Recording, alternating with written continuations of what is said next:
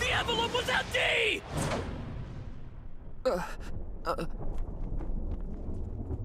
It was empty? Exactly. So there was nothing for me to read.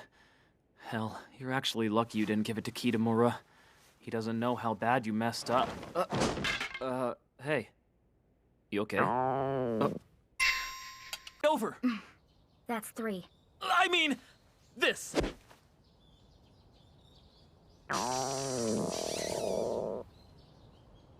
You want breakfast? Huh?